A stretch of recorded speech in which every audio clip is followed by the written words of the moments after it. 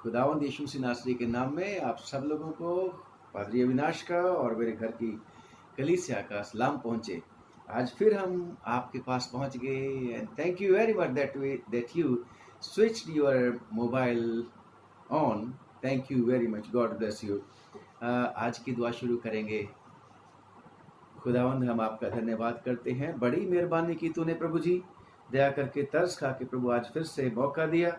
जैसे लॉकडाउन में लगातार तू हमारे साथ साथ रहा और प्रभु तूने हमें भी प्रभु इस योग्य समझा कि हम तेरे प्यारे बेटे बेटियां जो इस समय भी प्रभु तेरे वचन को सुन रहे हैं, इन्हें उभारें और इस पैंडेमिक में प्रभु हम इन्हें तुझ में मजबूत करें। बेशक तेरे वचन में लिखा है कि एक दूसरे को समझाते रहो, एक दूसरे को सिखाते रहो, एक दूसरे की उन्नति का कारण बनो।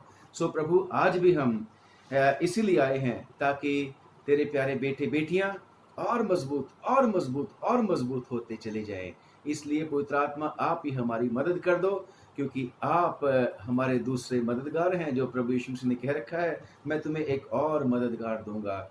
सो यीशु जी आप भी हमारे साथ हैं, पिताजी आप भी हमारे साथ हैं। इसीलिए आज की इबादत को प्रभु यीशु मसीह के नाम से शुरू करते हैं और हम मांगते हैं पिताजी कि दया करके पवित्र आत्मा को भरपूरी के साथ उंडेल देना। आपके प्यारे बेटे प्रभु यीशु मसीह के नाम से मांगते हैं, आमीन। आज का वचन पढ़ेंगे नहूम नबी की किताब और उसका 2 अध्याय और उसकी 1 और 2 आयत।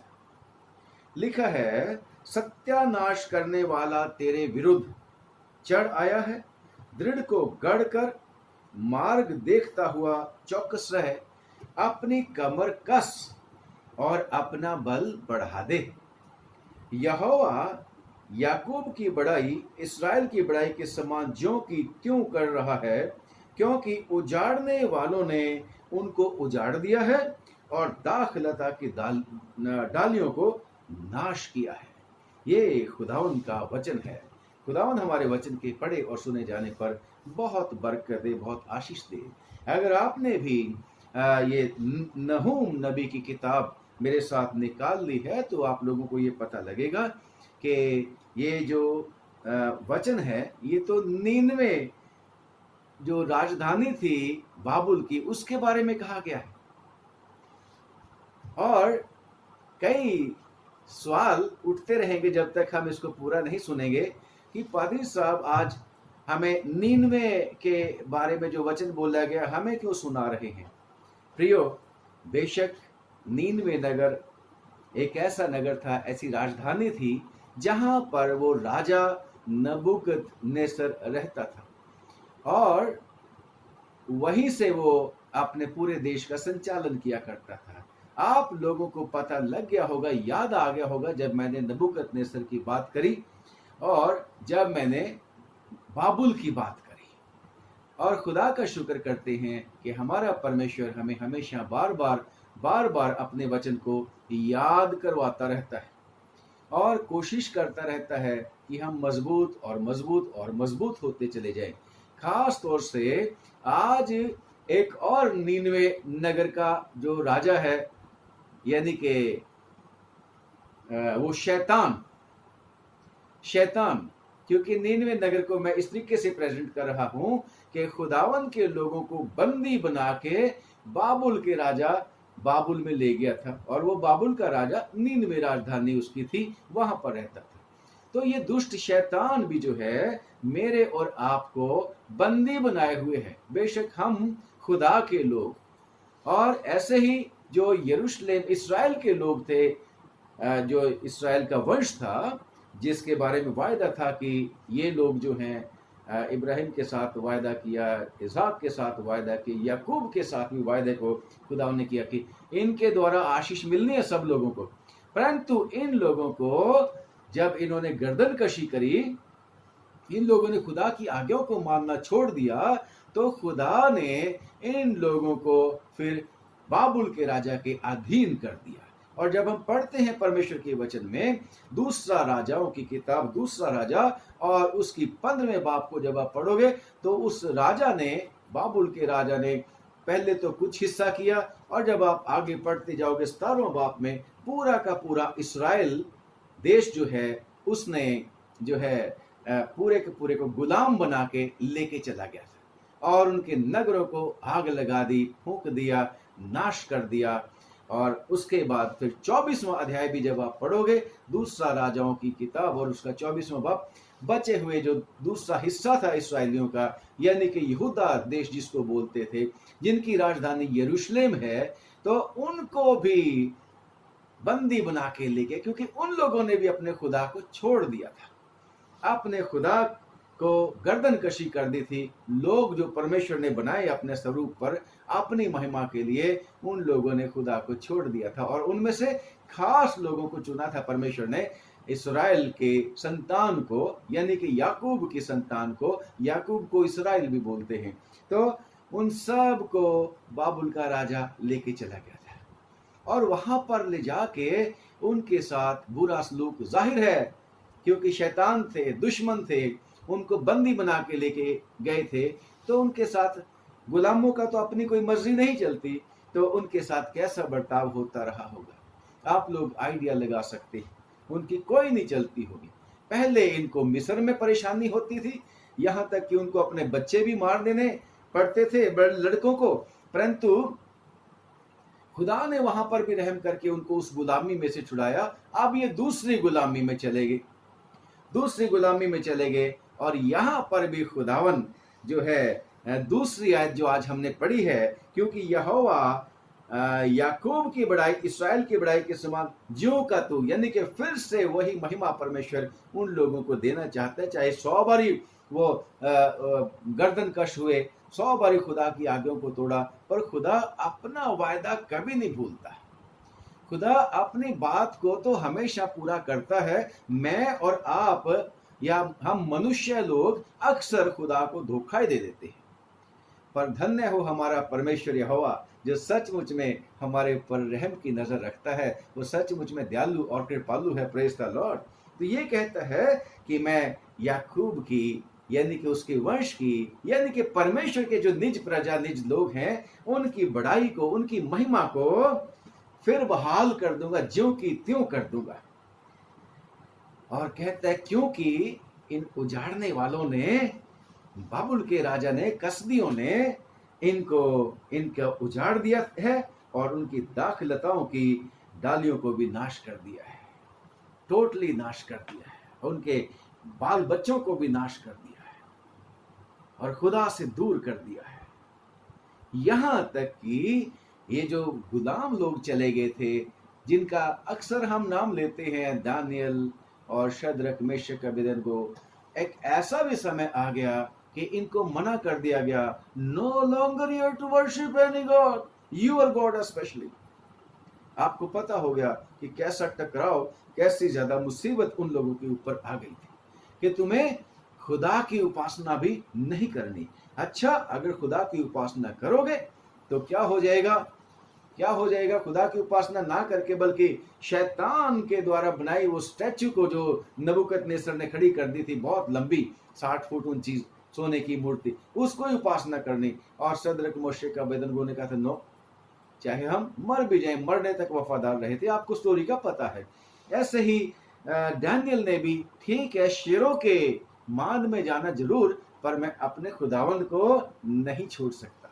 तो इतना ज्यादा उनके ऊपर जुल्म और तशद्दुद उन लोगों ने करना शुरू कर दिया था। और अब खुदावंद निनवे के लोगों को कहता है, कम ऑन, कम ऑन। सत्यानाश करने वाला कौन है? वो दुश्मनों को सत्यानाश करने वाला तो खुदा है, उसके बैरियों को, उसके विरोधियों को सत्यानाश करने वाला तेरे विरुद्ध चढ़ा है। गढ़ को दृढ़ कर, मार्ग देखता हुआ चौकस से अपनी कमर कस, अपना बल बढ़ा दे, क्योंकि खुदावंद वार्निंग पे वार्निंग, वार्निंग पे वार्निंग, वार्निंग पे वार्निंग देता है। और खुदावंद ऐसा नहीं चुपके से कुछ कर दे, क्योंकि परमेश्वर जो है हमेशा वार्निंग इसलिए देता है ताकि लोग बच जाएं, लोग तौबा कर लें और परमेश्वर को नाश करना नहीं पड़े। क्योंकि परमेश्वर के वचन में लिखा है कि परमेश्वर पापी के नाश से, उसकी मौत से खुश नहीं होता, बल्कि इसलिए खुश होता है, इस बात से प्रसन्न होता है कि पापी लोग, दुष्ट लोग अपनी दुष्टता छोड़ के परमेश्वर के चरणों में आ जाए और अनंत जीवन पाए। उसका मेन एम यही है, क्योंकि खुदा ने मनुष्य को अपने स्वरूप के ऊपर बनाया हुआ है। भाई, मैं और आप उसका स्वरूप है और वो हम में बसना चाहता है, क्योंकि उसका सांस हम में उसने दे रखा है। शैतान का सांस नहीं है हम में। शैतान के स्वरूप पे हम नहीं बने हुए, हम खुदावन के स्वरूप के ऊपर बने हुए हैं। तो ये जो था, खुदावंद अब इन लोगों को, चाहे वो थे एक समय परमेश्वर की उनको योजना को पूरा करने के लिए, इन कसदियों को भी, यानी कि बाबुल के राजा को भी खुदावंद ही ने चुना था, परंतु इन्होंने बहुत ज्यादा जुल्म जब कर दिया तो खुदावंद अब उनके विरुद्ध उठता है।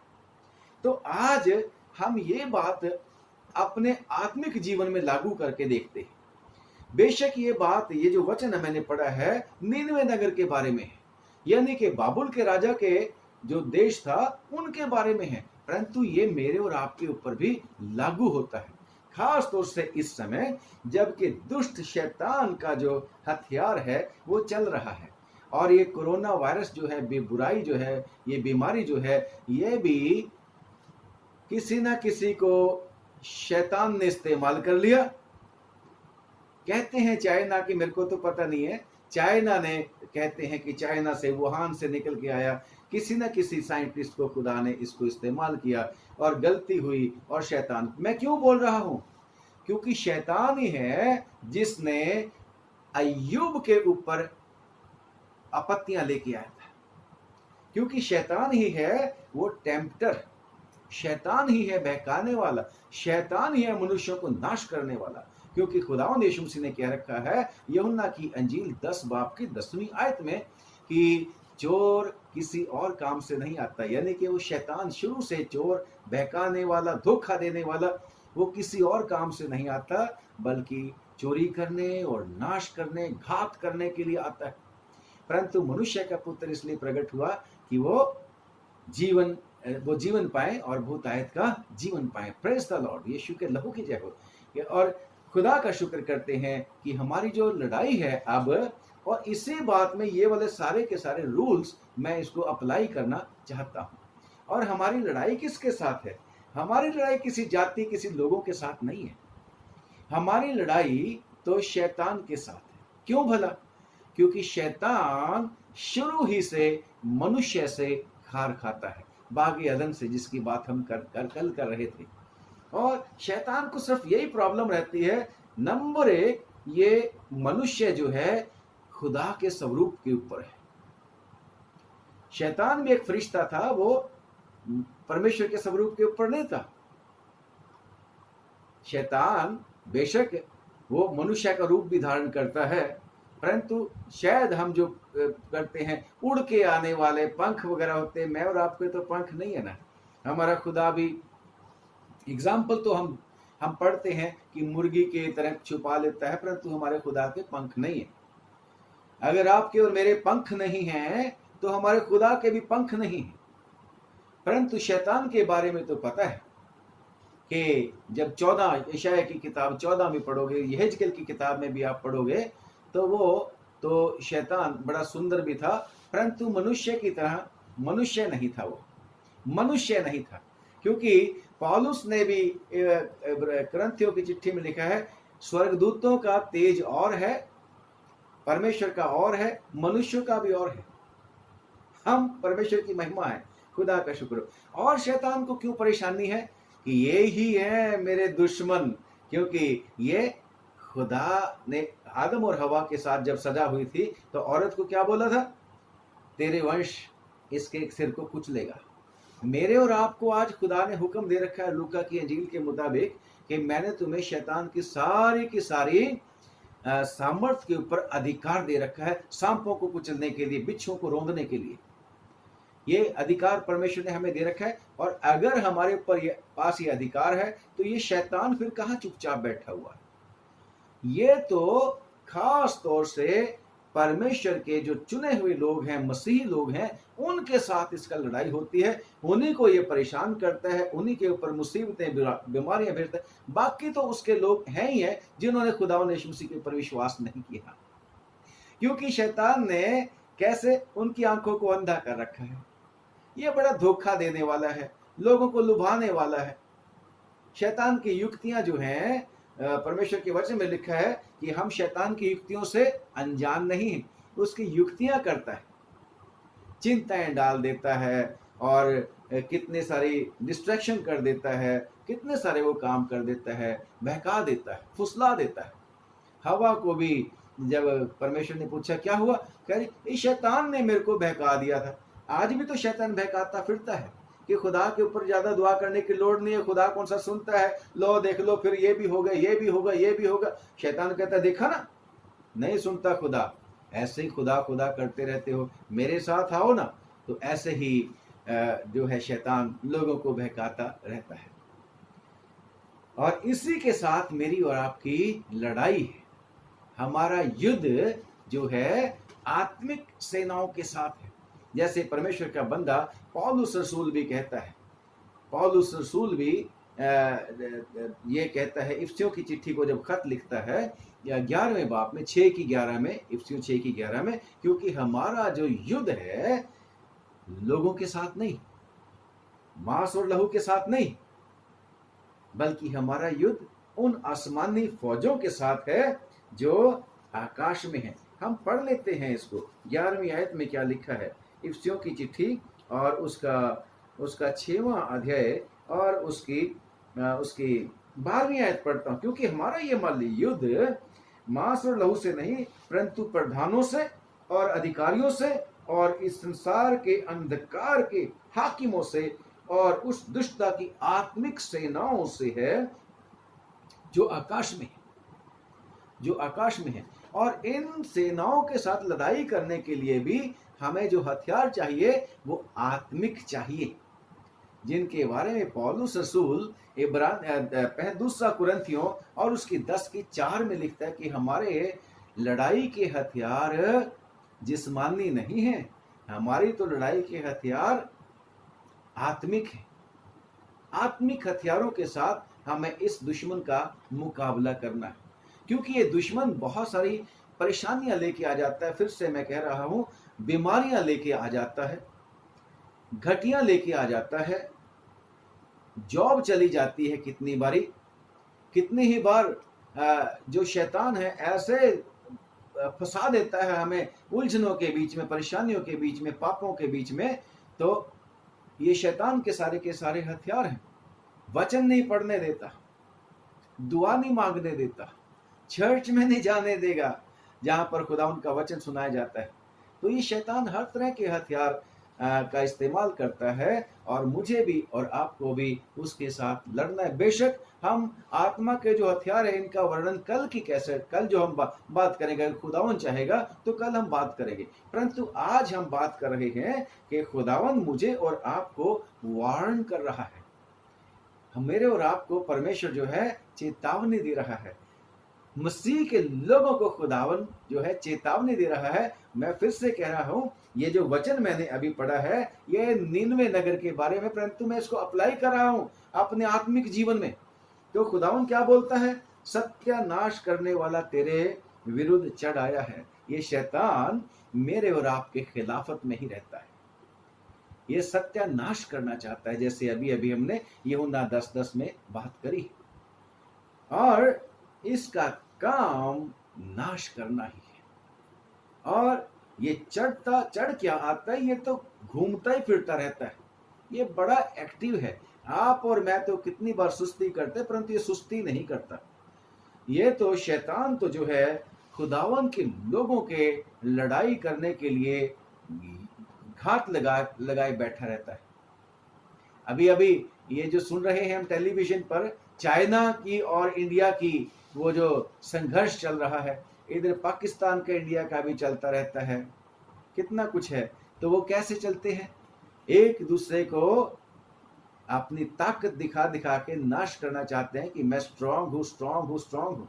और ये शैतान भी ऐसे ही धमकाता रहता है, गुर्राता रहता है और जोर जोर से मुझे और आपको डराने की कोशिश करता है। डराने वाले हथियार भी ये इस्तेमाल करना चाहता है। जो है पहला पतरस उसकी 5 बाब की उसकी 8वीं आयत में जो है कि तुम्हारा विरोधी शैतान, तुम्हारा बहरी शैतान फाड़ खाने वाले सिंह की तरह गर्जता फिरता रहता है। कभी कभी शेर की दहाड़ से जानवरों को वैसे ही बेचारे मर जाते हैं, दहाड़ से घबरा जाते हैं, इतने की ज्यादा उनकी जान निकल जाती है। तो ये शैतान भी डराता फिरता रहता है, परंतु खुदावन का शुक्र करते हैं कि हमारा खुदा हमारे साथ है। खुदावन हमारे साथ है। उसने हमें इसी दहाड़ने वाले, गुर्राने वाले, गर्जने वाले सिंह के मुंह में से निकाला हुआ है।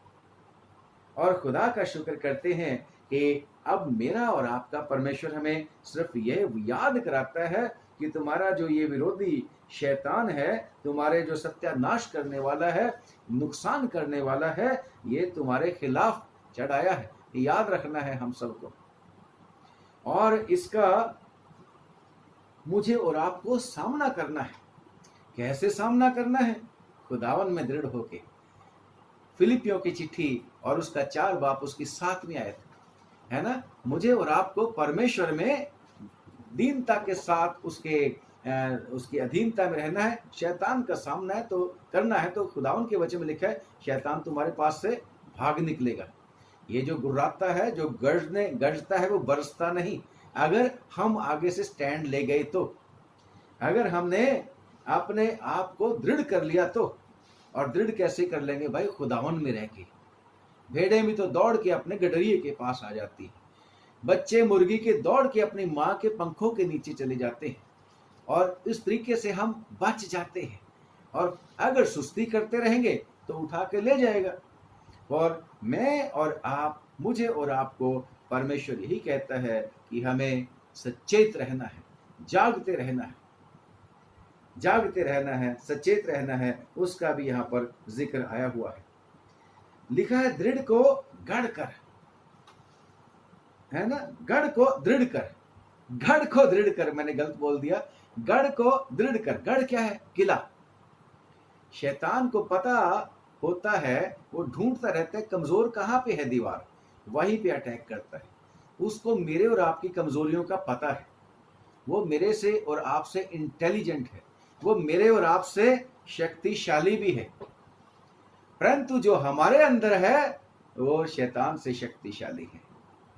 शैतान से शक्तिशाली है। यूहन्ना की पत्री में लिखा है कि जो हमारे संग है, जो हमारे साथ है, वो उससे जो इस दुनिया में है बड़ा है।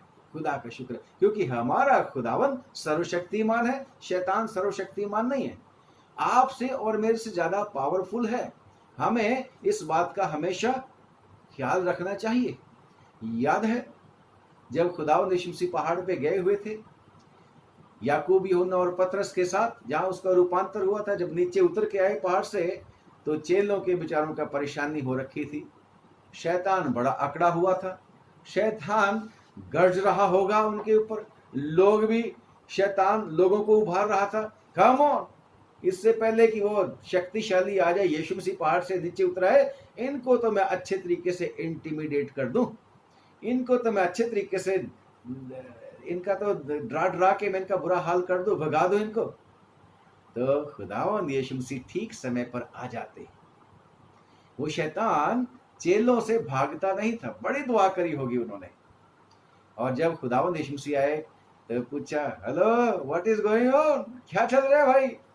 तो एक आदमी उसमें से बोला कि मैं तेरे चेलों के पास लेके आया था, मेरे बच्चे में दुष्ट आत्मा है, शैतान है, और ये निकलता नहीं है और नाश करने के लिए तैयार है। और आपको सारी स्टोरी अब याद आ गई होगी। तो यीशु मसीह ने उस शैतान को घुड़का, हालेलुया, बच्चा चंगा हो गया। उसकी घुड़की से ही शैतान तो रफू चक्कर हो जाता है, भाग जाता है। पर मेरे और आपको खुदावन में रहने की आवश्यकता है। कल्ले कल्ले हम उसका सामना नहीं कर सकते, बिल्कुल नहीं कर सकते। पर अगर खुदावन अंदर है हमारे मन में, लिखा है तुम्हारी देह पवित्र आत्मा का मंदिर है, तुम खुदा के मंदिर हो। और अगर मंदिर वाला मंदिर में है, दिल में है, खुदावन हमारे साथ है ना। खुदावन यीशु मसीह ने भी क्या बोला, मददगार दूंगा जो तुम्हारे बीच में होगा, पवित्र आत्मा जो तुम्हारे साथ हमेशा रहेगा। खुदा बाप भी कहते हैं मैं हमेशा तुम्हारे साथ हूँ। और अगर हम खुदावन अगर हमारे बीच में है, तो फिर शैतान दूर दूर फिरेगा, भागता गुर्राता हुआ, पास में नहीं आएगा। मुझे और आपको फिर डरने की आवश्यकता नहीं। मेरे और आपको अगर शैतान को भगाना है तो अपनी ताकत से नहीं भगा सकते। हम अगर भगा सकते हैं तो प्रभु यीशु मसीह के नाम में, हालेलुया, उसके वचनों का इस्तेमाल करके, तो ही हम शैतान को दूर रख सकते हैं, तो ही हम उसके ऊपर विजय पा सकते हैं, और हमने उसका सामना करना है। और लिखा है गढ़ को दृढ़ कर। ये गढ़ क्या है, किला क्या है जिसकी बात हम कर रहे हैं? ये गढ़ क्या है? खुदावन का नाम।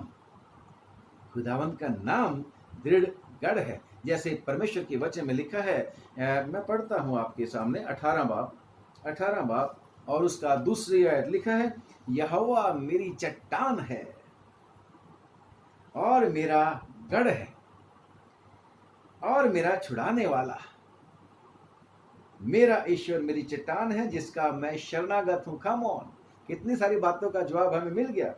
वो मेरी ढाल और मेरी मुक्ति का, मेरे उद्धार का, मेरे छुटकारे का सींग है और मेरा ऊंचा गढ़ है। Praise the Lord. दृढ़ गढ़ भी है, खुदावन ऊंचा भी है, शैतान कूद के भी नहीं आ सकता। हालेलुया।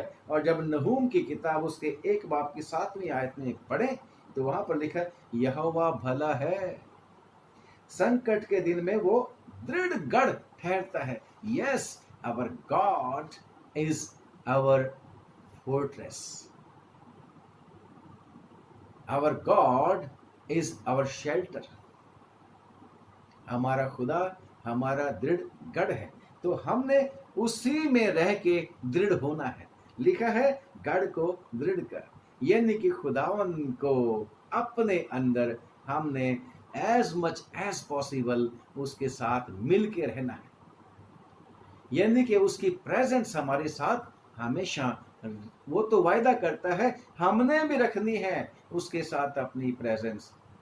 कैसे? यीशु मसीह ने भी तो कहा था, यदि तुम मुझ में बने रहोगे और मेरी बातें तुम में बनी रहेंगी तो ही हम प्रॉपरली नरिश होंगे, फायदा होगा। अगर हम उससे अलग हो जाएंगे तो फिर ये दृढ़ गढ़ मेरे और आपके काम का नहीं, क्योंकि हम दृढ़ गढ़ से फिर बाहर निकल चुके होंगे। दृढ़ गढ़ को हमने मजबूत रखना है, यानी कि फिर मैं कह रहा हूं, खुदावन हमारा गढ़ है। हम खुदा को थोड़ी ना मजबूत कर सकते हैं, परंतु हम गढ़ में तो रह सकते हैं ना, गढ़ में रह सकते हैं। तो मुझे और आपको दुआ के जरिए, वचन पढ़ने के जरिए, है ना, अपने परमेश्वर की आज्ञाओं को मानने के जरिए उसी में बने रहना है। हमारा दृढ़ गढ़ वही है। खुदा का शुक्र करते हैं। और आगे लिखा है, मार्ग देखता हुआ, मार्ग को देखता हुआ चौकस भी रहना। फिर मैं कहता हूं कि खुदाउन का वचन जो क्या बोलता है, शैतान का जब सामना है तो सो जाना है क्या? नहीं, जागते रहते, पहरा देते। और खुदावंद यीशु मसीह ने तो वैसे ही कह रखा था अपने चेलों को, जागते और दुआ करते रहो ताकि परीक्षा में ना पड़ो। बस ये सत्यानाश करने वाला जो शैतान है, मुझे और आपको परीक्षा में डाल देता है, आजमाइशों में डाल देता है और मिसलीड करके मुझे और आपको खुदा से दूर ले जाता है। और दूर जब खुदा से हम हो जाते हैं तो फिर वो मनमाना हम मेरे और आपके साथ बर्ताव करता है। इसलिए मुझे और आपको जागते और प्रार्थना करते रहना है। जैसे प्रभु यीशु मसीह ने भी कहा था ना चेलों को, मत्ती की अंजील उसका जो है 26वां बाब, जब गतसमनी बाग में दुआ करने के लिए गए थे तो वहां पर खुदा जागते और दुआ, और एक बार ही नहीं कई जगह ये बोला है मुझे और आपको भी। और वैसे भी अगर दुश्मन आ जाए, अगर हमारी फौजें बॉर्डर के ऊपर सो जाएं तो क्या हो जाएगा? रात ही रात में कब्जा हो जाएगा। इसलिए जागते रहना है। और जागते भी कैसे रहना है? खुदावंद में रह के। भाई सब कुछ खुदावंद ही है, सब कुछ खुदावंद ही है। मेरे और आपका बचाओ, दृढ़ गढ़ भी वही है, छुटकारा भी वही है, हमारी जय भी वही है, सब कुछ वही है, उद्धार भी वही है, सारी जरूरतों की पूर्ति का केंद्र भी वही है। खुदा का शुक्र करते हैं। तो परमेश्वर के वचन में भी लिखा है, जब हम पढ़ते हैं नीति वचन की किताब उसका 18वां बाब और उसकी 10वीं आयत के जो यहोवा का नाम है, परमेश्वर जो है वो हमारा दृढ़ कोट है।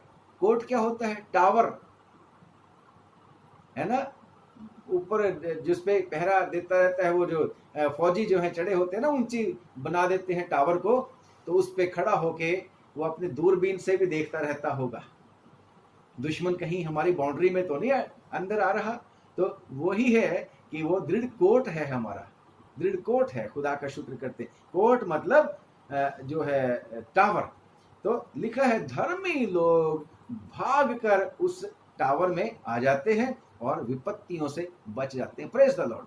हमारा खुदा उस सत्यानाश करने वाले से, शैतान से बचाने के लिए हमारा कोट भी है, यानी कि टावर भी है। और कहता है मार्ग को देखता हुआ, भाई चौकस रहना, तो मार्ग भी देखता। कोट पे चढ़ के, यानी कि यीशु मसीह के नाम में परमेश्वर जो कहता है मुझे और आपको चौकस भी रहना है। तो क्या, किसको देखता हुआ? मार्ग को देखता हुआ। मार्ग क्या है मेरे और आपके लिए? वो मार्ग दूसरे वाले थोड़ी है सड़कें। मार्ग और जीवन और सत्य मैं ही हूं। यीशु मसीह को देखते हुए हमने चौकसी करनी, सुस्ती नहीं करनी, लापरवाही नहीं करनी। यीशु मसीह ही हमारा मार्ग है, वही हमें बचाता है, वही हमें पिता के पास लेके जाता है। उसी के जरिए, उसी मार्ग पर चलते हुए हालेलुया हम स्वर्ग में पहुंचने के लिए सक्षम होंगे। यीशु मसीह का वायदा ऐसा है।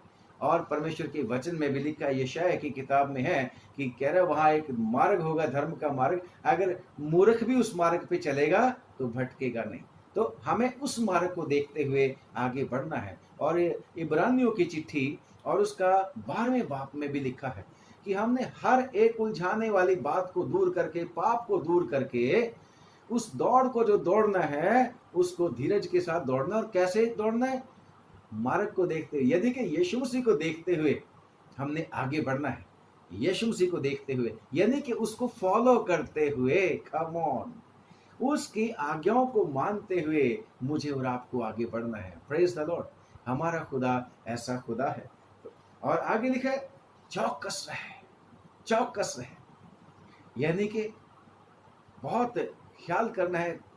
अगर कल जो हम कैसेट हम कर रहे थे, कैसेट, सॉरी मैं कैसेट बोल देते हैं उसको, जो कल वीडियो हम बना रहे थे, तो उस वीडियो में क्या था?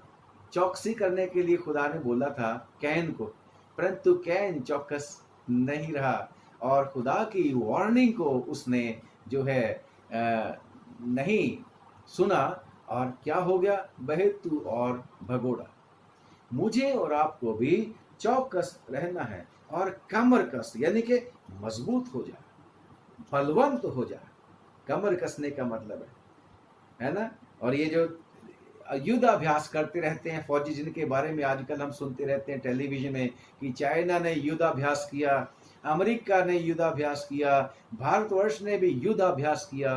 अपने आप को एक्सरसाइज कर करके, युद्ध कैसे करना है प्रैक्टिस कर करके वो अपनी कमर कस रहे हैं, यानी कि अपने बल को मेंटेन कर रहे हैं, अपने जो है स्टेमिना है, ताकत लड़ने की, उसको डेवलप कर रहे हैं। खुदा का शुक्र करते हैं। तो मुझे और आपको भी ऐसे ही करना है।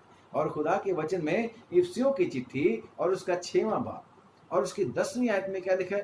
परमेश्वर और उसकी सारी सामर्थ में बलवंत होते चले जाओ। निदान प्रभु में और उसकी शक्ति के प्रभाव में बलवंत होते चले जाओ। कमर अपनी कसते चले जाओ। कमर कसना मतलब पूरे तरीके से तैयार भी रहना है, लड़ाई के लिए तैयार भी रहना है, युद्ध करने के लिए तैयार रहना है। कमर कस के युद्ध करना है ना। ढीली कमरों को खुदावन कहता है भी मजबूत बनाओ, ढीले घुटनों को भी मजबूत बनाओ, ढीले हाथों को भी मजबूत बनाओ। कमर कस के अपना बल बढ़ा दे। मुझे और आपको अपना बल बढ़ाना है। और ये बल हम कैसे बढ़ा सकेंगे?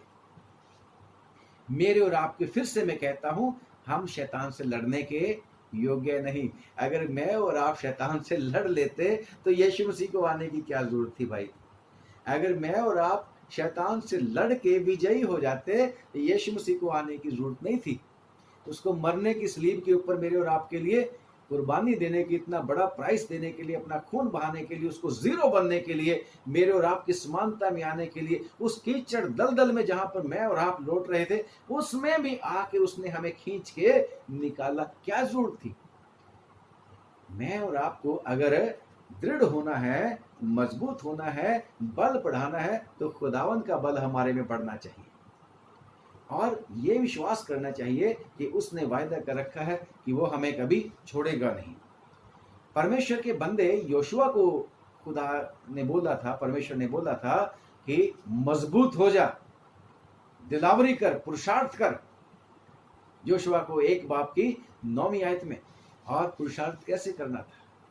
बेशक पवित्र आत्मा जब आता है तो हमें डर का आत्मा दूर होता है और सामर्थ का आत्मा मिलता है। जैसे दूसरा तीमुथियुस 2 बाब की शायद 7वीं आयत में लिखा है, वहां पर लिखा है कि हमें भय का आत्मा नहीं दिया गया परंतु हमें सामर्थ का आत्मा दिया गया, दिलेरी का आत्मा दिया गया है और विश्वास का आत्मा दिया गया है और प्रेम का आत्मा दिया गया है। वो पवित्र आत्मा मेरे और आप में अगर है तो वो वही मेरे और आपके लिए लड़ेगा। यीशु मसीह मेरे और आपके लिए लड़ेगा क्योंकि उसने कह रखा है मेरी भेड़ों को कोई मुझसे छीन नहीं सकता। बेशक मैंने और आपने भी लड़ाई करनी है, जिन हथियार को उठाना है मैंने और आपने, जो हमारे हथियार जो है, जैसे मैंने बोला हमारे हथियार आत्मिक हैं, उनकी बात हम कल करेंगे। परंतु आज मैं आपको यह आश्वासन दिलवाना चाहता हूं कि yes, God fights for us against anything that stands against us. चाहे वो शैतान है, शैतान के द्वारा भेजी गई बीमारियां हैं, दुख है, तकलीफें हैं, परेशानियां हैं, चाहे वो कर्जे चढ़ा दिए लोगों को, खुदावन बचा सकता है, खुदावन छुड़ाएगा हमें इन चीजों से। कोरोना ने बीमार कर दिया है लोगों को इस पैंडेमिक के दौरान, don't worry, God is with us. Yeshu Masih के ऊपर अगर हमारा विश्वास है तो फिर उसने कह रखा है मेरी भेड़ों को कोई मेरे से छीन नहीं सकता। Yes, he has promised so proudly Jesus Christ said about you and about me that he will save us, he will protect us। अगर खुदावन हमारे साथ है इब्रानियों की चिट्ठी में तो मनुष्य मेरा क्या कर सकता है, शैतान मेरा क्या कर सकता है, कोई मेरा और आपको कुछ नहीं बिगाड़ सकता। If God be with us, praise the Lord, क्योंकि हमारा खुदा हमें कभी ना छोड़ने का वायदा करता। फिर यीशु मसीह ने यूहन्ना की इंजील 17 की 15 बाब में दुआ कर रखी है मेरे और आपके लिए, और अब भी दुआ करता है। लिखा ना कि वो हमेशा मेरे और आपके लिए निवेदन करने के लिए तैयार है। रोमियो की चिट्ठी में भी है और इब्रानियों में भी है। प्रेज द लॉर्ड, हमारा महायाजक, प्रेज द लॉर्ड, 7वां बाब और उसकी 9वीं आयत में। और उसकी दुआ क्या है पिता से कि पिता ये जगत में है, इन्होंने दुनिया में रहना है, मैं ये नहीं दुआ करता कि जगत से इनको उठा ले, परंतु ये दुआ करता हूं उस दुष्ट से, उस सत्यानाश करने वाले से इनको बचा के रख। This is the intention of God almighty. मेरे और आपके लिए उसकी अच्छी योजना है कि, और उसकी योजना पे नाश नहीं करना मैंने, मेरी योजना तुम्हारे लाभ की है, प्रॉस्पर करूंगा मैं तुम्हें। और शैतान कितनी बार मेरे और आपके ऊपर हावी हो जाता है, वो कभी नहीं चाहता कि मैं और आप खुदा का वचन सुने। शैतान कभी नहीं चाहता मैं और आप खुदा के ऊपर विश्वास ले आए। परंतु प्रेज द लॉर्ड, अगर मैंने और आपने यीशु मसीह के ऊपर विश्वास कर लिया, then it becomes his responsibility. मेरे और आपको बचाने की उसकी योजना है, परंतु मेरी और आपकी जिम्मेदारी क्या है, that we should abide in him, हम उसमें बने रहें। और खुदा का शुक्र करते हैं कि हमारा परमेश्वर तो आप हमारे लिए दुआ करने के लिए तैयार है। खुदा उनका धन्यवाद करते हैं। और जब हम पढ़ते हैं कि अगर हम प्रभु में होंगे तो फिर प्रभु की शक्ति हम में प्रवाहित होगी, और जिसके बारे में फिलिपियों की चिट्ठी 4:13 में पौलुस भी कहता है कि जो मुझे सामर्थ्य देता है मैं उसमें मैं सब कुछ कर सकता हूँ। Praise the Lord. अगर खुदावन की सामर्थ, खुदावन हम में अगर है तो फिर शैतान हमारा कुछ भी बिगाड़ नहीं सकता। Rather we will be more than conquerors. जैसे रोमियो की चिट्ठी 8 बाब की 37वीं आयत में है कि वो हमें जैवन से बढ़कर करता है। प्रेज द लॉर्ड, खुदा का शुक्र करते हैं। और खुदावन हमारा खुदा हमेशा हमारे साथ है, हमेशा हमारे साथ है। खुदावन कहता है कि हमें पुरुषार्थ करना है, मर्दानगी करनी है ना, और खुदावन में बलवंत बनना है, खुदावन में बलवंत बनना है। खुदावन से अलग होके बलवंत हम नहीं कर सकते। खुदावन का धन्यवाद करते हैं। और खुदावन हमारा बल है, खुदावन हमारी चट्टान है। शैतान का तो जो लड़ाई करने के लिए फरिश्ता जो मिकाएल था, उसने भी नहीं उसको बुरा भला कहा था। जब हम पढ़ते यहूदा की पत्री और उसका 9वां आयत में, तो मिकाएल जब मूसा की लोथ को लेने के लिए आया था और उसके साथ वाद विवाद हुआ था, तो उसने कुछ नहीं बोला, सिर्फ ये बोला था, खुदावंद तुझे डांटे। मैं और आप भी अगर शैतान का मुकाबला करना है, लेट गॉड अबाइड इन अस फर्स्ट, खुदा को हमारे मन में पहले आने देना है, और फिर खुदावन के काम मुझसे और आपसे प्रकट होंगे। Praise the Lord. यस, हमारा परमेश्वर आप हमारे लिए लड़ाई करता है। वो आप ही कहता है, मैं तुझे छोड़ूंगा नहीं, मैं तुझे धोखा नहीं दूंगा, मैं तुझे वो नहीं करने दूंगा। जैसे पढ़ते हैं परमेश्वर के वचन में 60 अध्याय 60वां बाब, साम 60 और उसकी 11वीं और 12वीं आयत। हमारा खुदा ही है जो द्रोही को कुचलता है। 60वां बाब 11वीं आयत।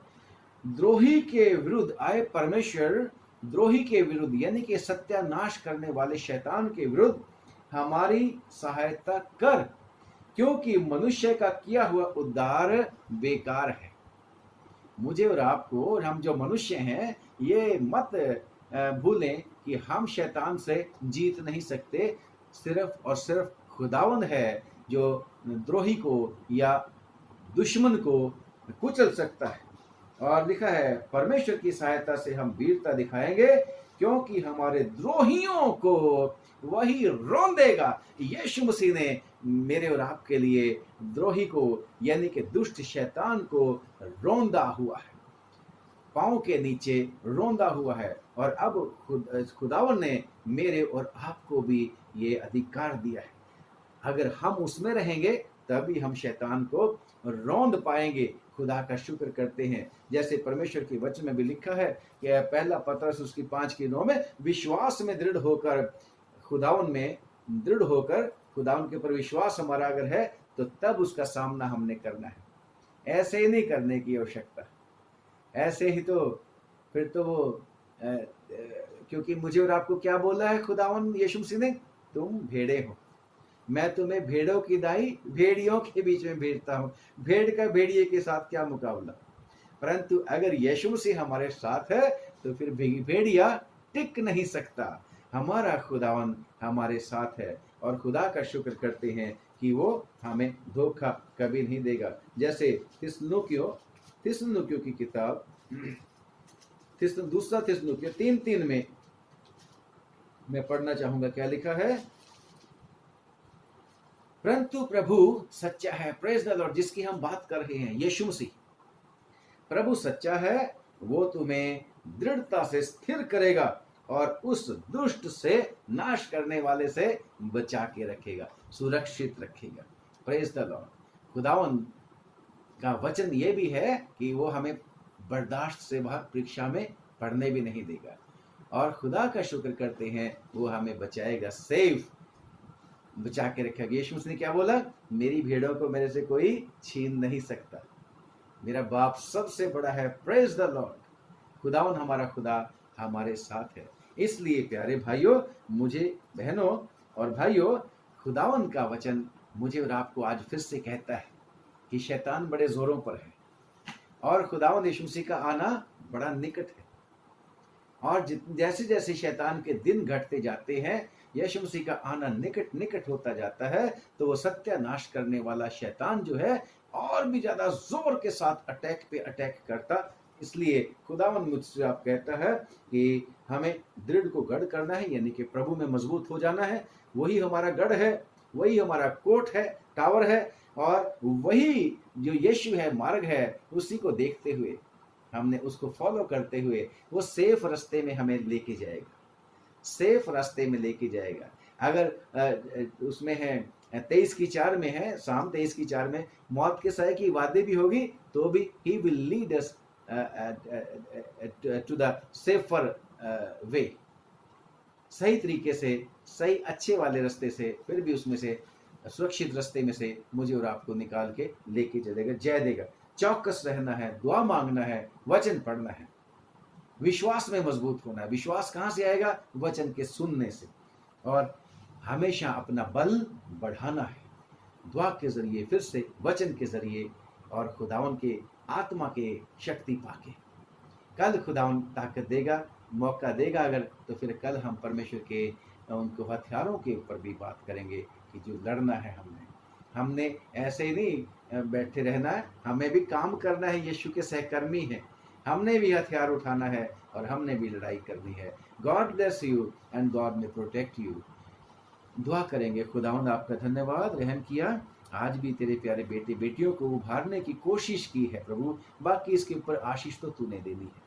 अब प्रार्थना है, दया करके अपने प्यारे बेटे बेटियों की सब चीज़ों के ऊपर आशीष दे। इनके परिवार के लोग, भाई बहन, रिश्तेदार, सारे के सारे लोग प्रभु तेरे खून में छिपाए जाए। इनके काम काज पे बरकत दे। और प्रभु तू तो वो परमेश्वर है जो कहता है कि मैं बंजर जमीन को उपजाऊ बना देने वाला हूँ, मैं तो चट्टान में से पानी निकाल देने वाला हूँ। ओ, मैं सब कुछ कर सकता हूँ। इस पैंडेमिक में भी, इस कोरोना वायरस के समय में भी तेरे लोग हालेलुया आशीष पे आशीष पाएं, क्योंकि तेरे वचन में लिखा है। फिर से हम इसी वचन का इस्तेमाल करते हैं कि जो लोग परमेश्वर के ऊपर भरोसा रखते हैं, उससे प्यार करते हैं, हालेलुया, उनके लिए सब बातें मिलकर भलाई ही को उत्पन्न करती हैं। ये कोरोना का पीरियड जो है प्रभु, ये पैंडेमिक जो है, ये कोविड का जो समय है प्रभु, मेरे और विश्वासियों के लिए, सब के लिए प्रभु जी आशीष ही लेके आए।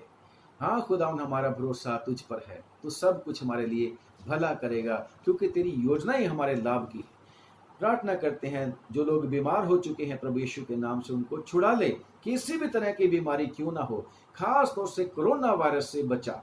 इसका प्रभु जब तेरा पर्पस पूरा हो जाए तो आप ही इसको खत्म करना है, तूने, हमें इतना विश्वास है तू ही करेगा कुछ ना कुछ। प्रभु प्रार्थना करते हैं, दया करके जब तक एक दूसरे को नहीं दोबारा मिलते, खुदावन एक दूसरे के लिए दुआ मांगने के फजल दे। हमारे देश को आशीष दे, सरकारों को आशीष दे, पूरी दुनिया के देशों में जहाँ जहाँ भी इस कोरोना वायरस ने प्रभु जी कहर ढाया हुआ है, सब देशों पर तेरी दया हो जाए। लोग तेरे हैं, मनुष्य तेरा बनाया हुआ है, सब पर रहम कर।